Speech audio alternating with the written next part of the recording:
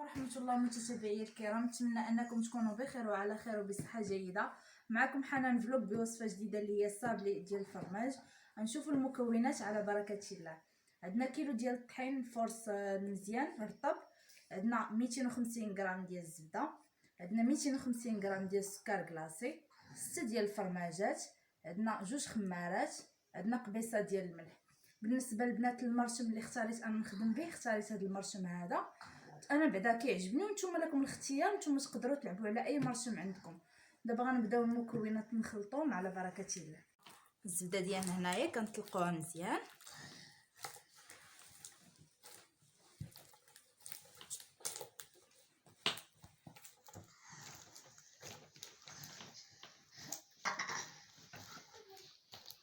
كنحاولوا نخدموها مزيان هي الاولى.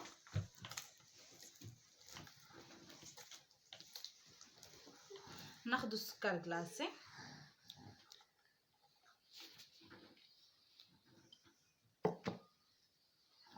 ناخذ قبيصه ديال الملح ديالنا،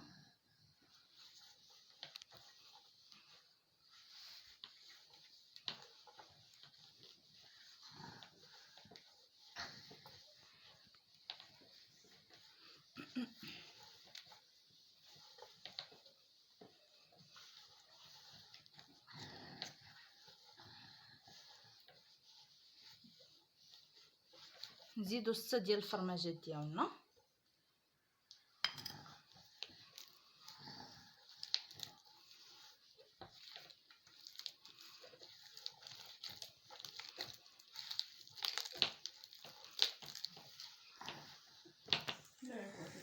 كما كتشوفوا حبيباتي. سمحوا لي نسيت لكم كاس ديال الزيت كيكون عامر، غادي ندخلو مع الزبده.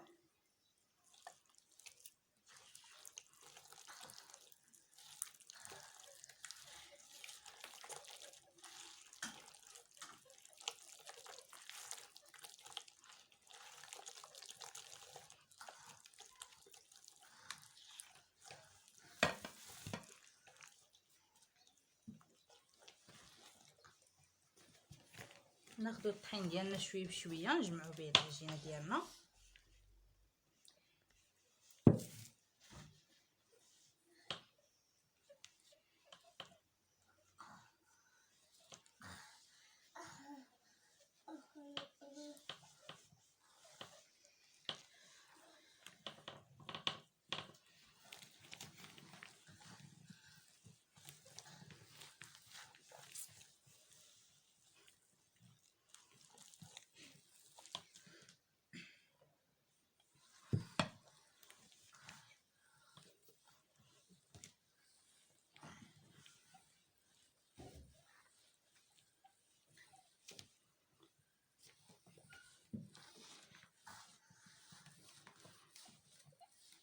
نحاولوا نجمعوا العجينه ديالنا مزيان باش ملي كنجمعوها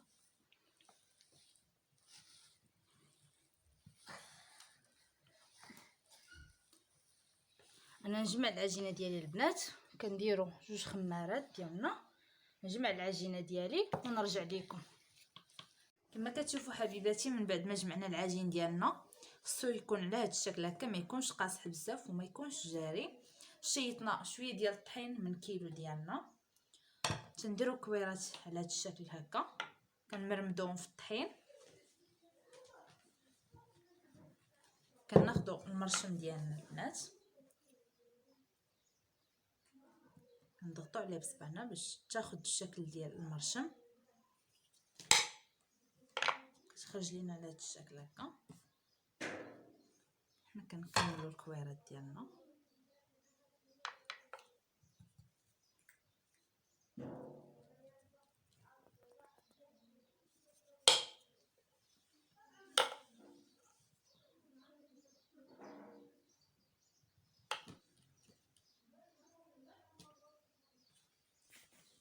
نبقاو نضغطوا عليها بشويه البنات باش تاخذ الشكل الدائري ديال المرشم.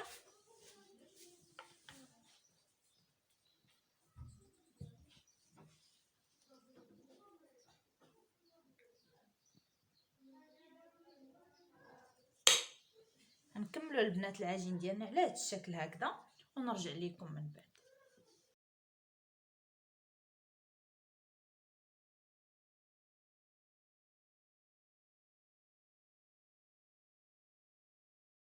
من بعد ما حبيباتي ديناها الفران، طيبناها في الفران ديال الزنقه. هي من الاحسن طيب في الفران ديال الزنقه، ولكن اللي ما زعما ما قريبش ليه ولا شي حاجه يديروا في الدار. ولكن دابا راه كنفندوها في السكر كلاصي على الطريقه هكذا. تجي البنات غزاله كتذوب في الفم، والله العظيم نتمنى انكم تجربوها وما تبخلوش علينا بلي جيم ولا كومونتير. انا نكملها ونتلاقاو في النتيجه النهائيه.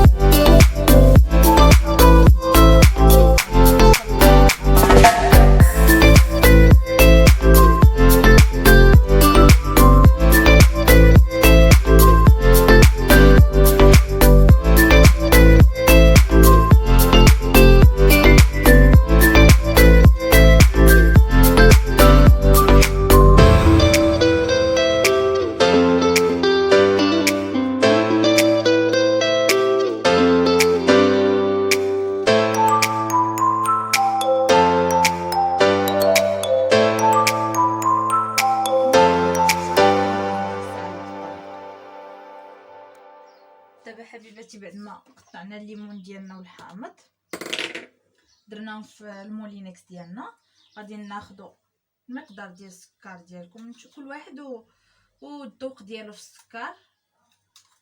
غنديروا 3 ولا 4 المعالق ديال السكر سنيده.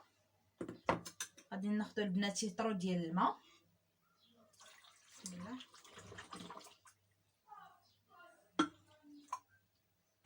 نحاولوا اننا نطحنوا هذا الشيء ديالنا. بسم الله. غنطحن البنات ونرجعوا نشوفوا الطريقه الاخيره ديال العصير.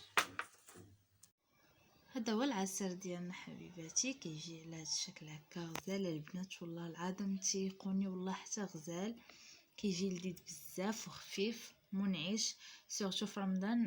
بالنسبه للناس اللي ما كيبغيوش مثلا العواصر اللي كيكونوا ثقال هذا كيجي غزال. تقدري انك مثلا بلاصه التفاح ديري البنان، او بلاصه الاجاز مثلا ديري اي فاكهه متكونه عندك، تقدري انك تميكسيها مع الليمون والحامض وكيجي غزال. كاين اللي كينسم بالنعناع البنات، نجربوه شي نهار ان شاء الله، كيجي حتى هو ما شاء الله غزال. وكنقول لكم لهذا الفيديو هذا شكرا لكم، وما تنساوش لي لايك وابوني اللي ما عنديش في لاشين ديالي، يفعل الجرس. شكرا لكم البنات، والى فيديو جاي ان شاء الله.